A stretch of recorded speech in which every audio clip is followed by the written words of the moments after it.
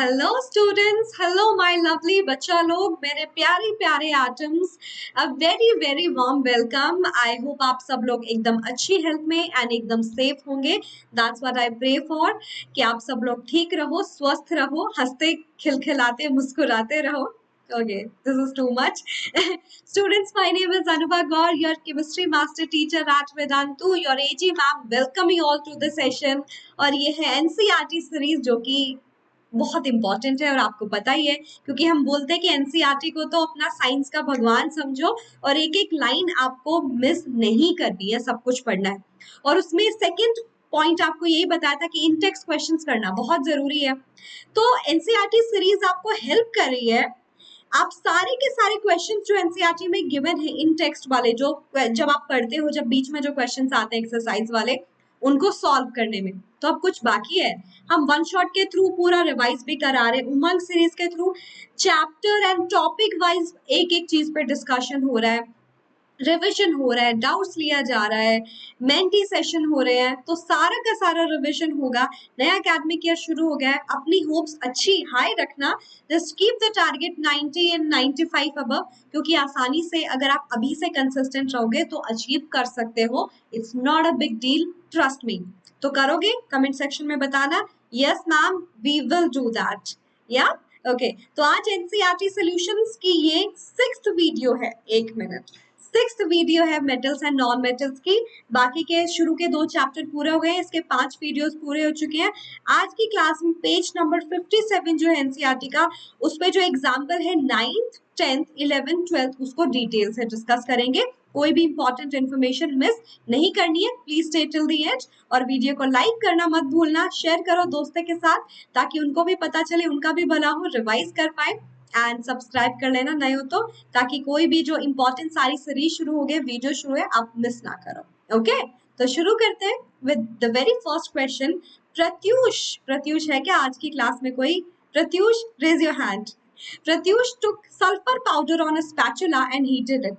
देखो कितना स्मार्ट बच्चा है। सल्फर पाउडर लिया, स्पैचुला में उसको हीट करने लगा। अब सल्फर क्या होता है आपको याद है? Non metal. नॉन मेटल को आप हीट कर रहे हो एयर में, non metal react with oxygen और बनता है नॉन मेटल का ऑक्साइड। सल्फर का ऑक्साइड सल्फर डाइऑक्साइड बनेगा।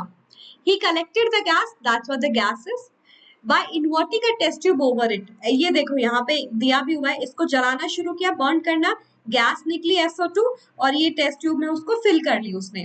करने के बाद उसको कवर किया, गैस मिली। अब इस पे लिटमस पेपर का क्या एक्शन होगा अगर मैं एक ड्राई लिटमस पेपर ले लूं तो और एक मॉइस्ट लिटमस पेपर ले लूं तो? पहला क्वेश्चन। दूसरा, balance chemical equation for the reaction taking place जो हो रही है, जरा समझते हैं अच्छे से। तो अगर मैं सबसे पहली बात करूं, ड्राई लिटमस पेपर स्टूडेंट, सबसे पहले सल्फर ने ऑक्सीजन के साथ रिएक्ट किया to give sulphur dioxide gas. अब याद रखो, नॉन मेटल के ऑक्साइड्स इन जनरल एसिडिक होते हैं only when you mix them into water. water help करता है to combine to give the acid. तो अब अगर सल्फर डाइऑक्साइड गैसियस फॉर्म में बात करो, it won't show acidic property. अगर आप ड्राई लिटमस पेपर लेके जाओगे तो there will be no change in litmus paper. but अगर मेरा जो लिटमस पेपर है, मैंने मॉइस्ट ले लिया, और मॉइस्ट भी कौन सा लिया मैंने ब्लू लिटमस पेपर लिया, वो भी मॉइस्ट फॉर्म में, तो उससे क्या होगा? उसमें पानी है। तो ये जो सल्फर डाइऑक्साइड गैस था, अगर एक्सेस ऑफ ऑक्सीजन में हीट कर रही हूँ मैं उसको, या प्रत्यूष हीट कर रहा है, तो सल्फर ट्राइऑक्साइड में कन्वर्ट हो गया। और इस गैस में जब मैं पानी, जो लिटमस पेपर में मॉइस्ट था, उस पे जब एक गैस जाके टकरा रही है, पानी को एब्जॉर्ब कर लेगी, और पानी को एब्जॉर्ब करते ही बन जाता है सल्फ्यूरिक एसिड। ठीक है, क्या बन गया? सल्फ्यूरिक एसिड बन गया। और एसिड क्या करता है? ब्लू लिटमस को रेड। तो मॉइस्ट अगर ब्लू लिटमस पेपर लिया तो डेफिनेटली वो रेड कलर का हो जाएगा।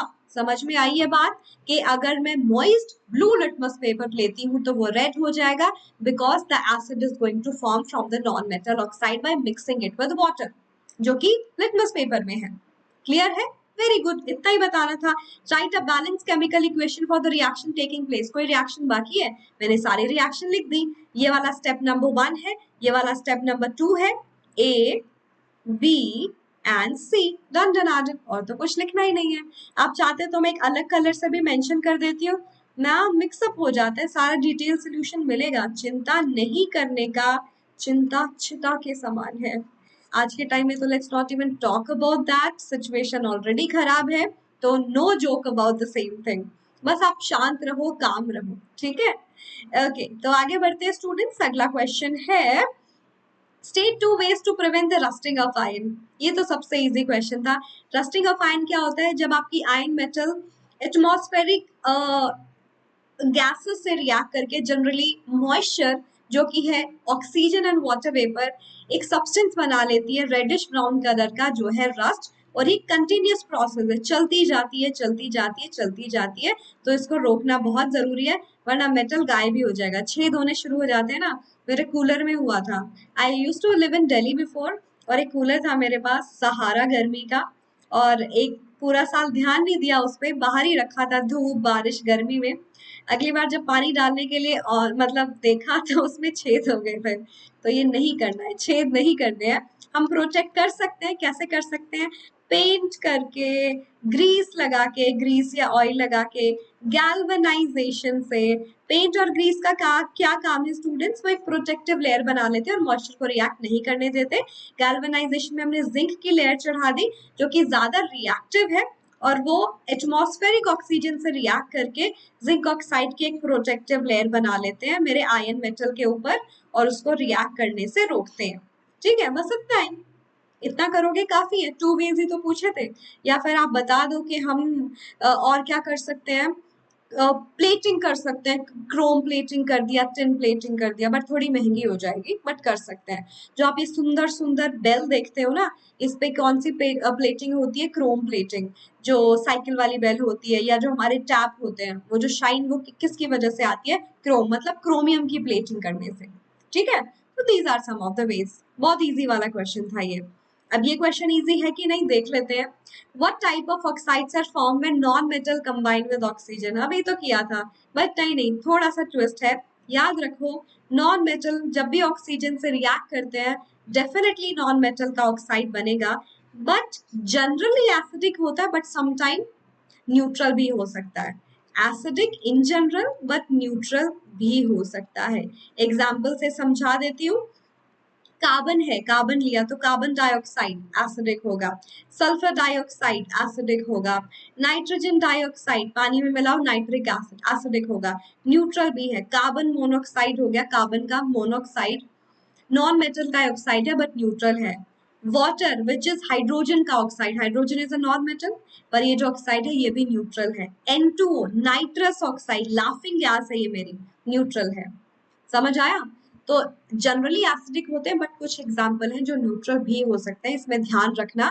मैंने स्पेशल केस जो आपके लिए इंपॉर्टेंट थे अभी बता दिए, तो डरने की क्या बात है, सब आसान हो जाएगा। बस कंसिस्टेंटली सारी अच्छे से पढ़ाई करते रहो, कुछ भी मिस मत करो प्लीज। अगर आपको कोई लग रहा है कोई और चैप्टर पढ़ना है, तो पिछले साल की उमंग सीरीज के थ्रू पढ़ना शुरू कर सकते हो। बाकी हम केमिकल रिएक्शन तो शुरू करा ही रहे हैं अभी। ओके, अगला क्वेश्चन है गिव रीजंस। ये एक एक मार्क के कुछ क्वेश्चंस आते हैं एबीसीडी की फॉर्म में, जिसमें आपको एक्सप्लेन करना है। पहला है platinum gold and silver are used to make jewellery. और क्यों से ज्वेलरी बनाते हैं?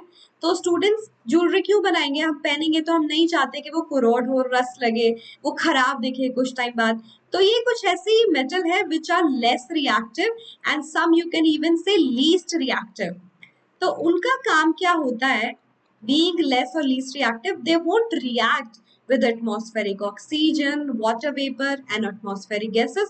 Gases तो वो corrode नहीं होगी, मतलब they does not corrode। अगर corrode नहीं होगी तो खराब नहीं लगेगी, continuous उसकी layer हटने नहीं लगेगी। ठीक है, दूसरी बात, ये मेटल बहुत ज्यादा मेलिएबल एंड डक्टाइल भी होते हैं, जिससे कि आप वो सुंदर सुंदर फ्लैट डिजाइन, वायर वाले डिजाइन, डिफरेंट डिफरेंट डिजाइन आप यूज कर सको। ठीक है, तो does not crore, malleable very much, ductile, less reactive.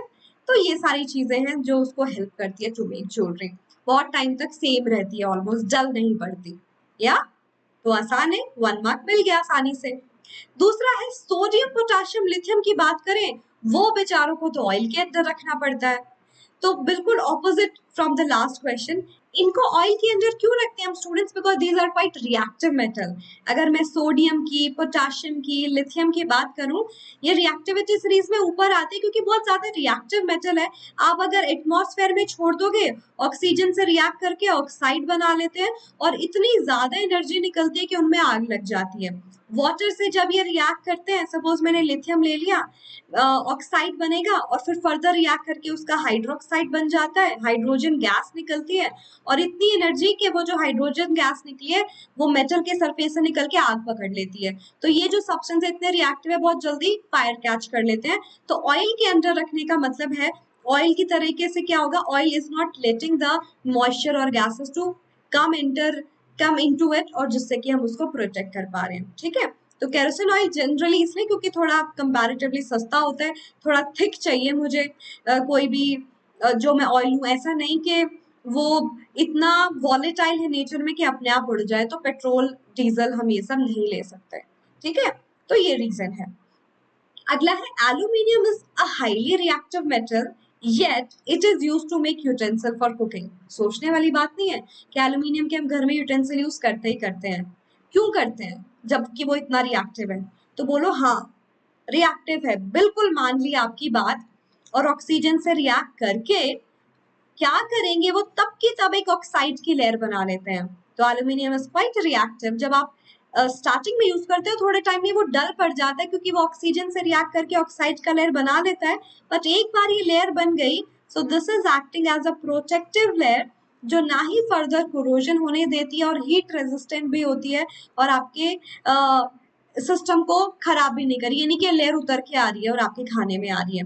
दूसरी बात, इसको यूज करने का पर्पस यही है कि ये बहुत ही अच्छा कंडक्टर है हीट एंड इलेक्ट्रिसिटी का। तो आपका सारे खाने को जो हीट, आई मीन जो यूटेंसिल को हीट मिल रही है, वो डायरेक्टली खाने को जाएगी और खाना जल्दी से मिल भी जाएगा और चीप भी है। पहले एल्यूमिनियम बहुत महंगा था, गोल्ड जितना, बट हॉल्ट एंड हेरॉल्ट नाम के साइंटिस्ट ने हॉल एंड हेरॉल्ट नाम के साइंटिस्ट ने एक प्रोसेस को डिस्कवर किया, जिसके बाद एल्यूमिनियम बहुत चीप बन गया। पढ़ना ही बहुत इंटरेस्टिंग स्टोरी है इसके पीछे। ठीक है, और कमेंट सेक्शन में प्लीज मुझे बताना कि कितना समझ आ रहा है क्या नहीं।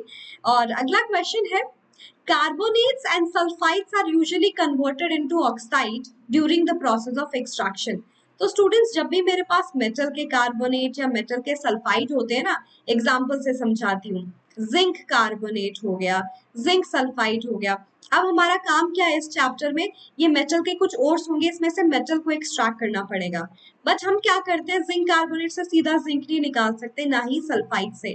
पहले हम क्या करते हैं, उनको ऑक्साइड में कन्वर्ट करते हैं। कुछ प्रोसेस का नाम पढ़ाऊंगी भी डिटेल से। कार्बोनेट के लिए प्रोसेस का नाम होता है कैल्सिनेशन और सल्फाइड के लिए होता है रोस्टिंग।